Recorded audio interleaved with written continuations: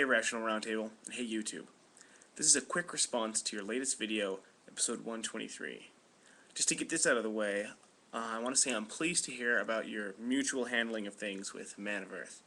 I had considered making a comment on that video about my particular feelings on the matter, but after thinking over it, I decided that no matter how carefully I worded my remarks, somebody on both sides would misinterpret what I mean, so I just decided to comment about chocolate instead. By the way, I stand by my assertion that white chocolate is totally gross.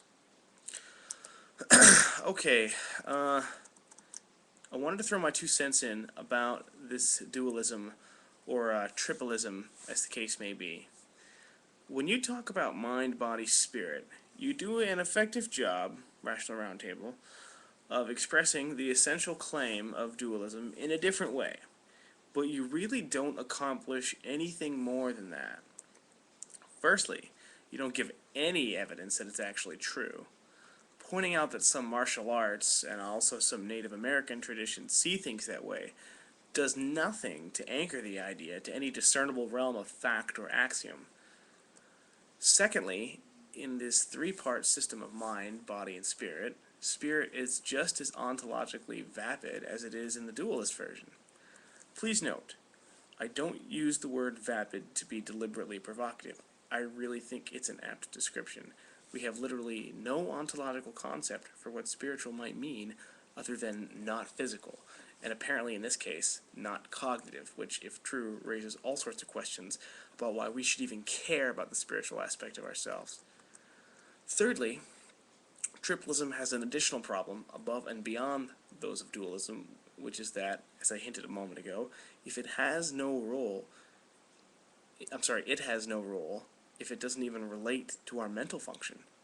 The body is the body, and the mind is the mind. What else is there for the spirit to do?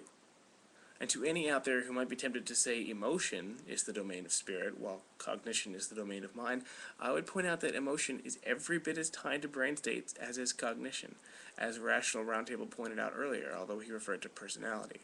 I'm sure he would agree, although he will hopefully correct me, if not, that his comments about personality are just as applicable to emotion.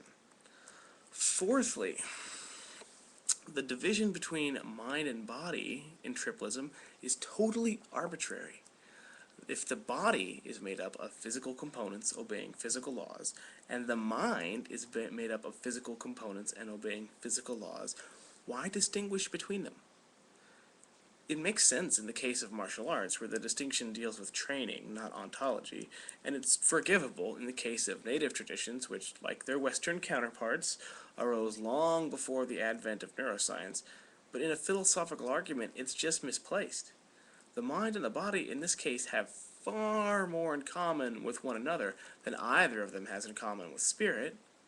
It's like elementary school when you learned about the rainbow and you realized for the first time that having an extra color between blue and violet is just stupid. Indigo, my ass. So in conclusion, I will freely admit there is a robust debate between dualism and materialism amongst philosophers, even though I definitely pick a side in that fight. But triplism is not a viable alternative, and I think the reasons that I've laid out here are a good explanation of why you don't hear triplism making the rounds in the higher levels of academic philosophy. Thanks for listening.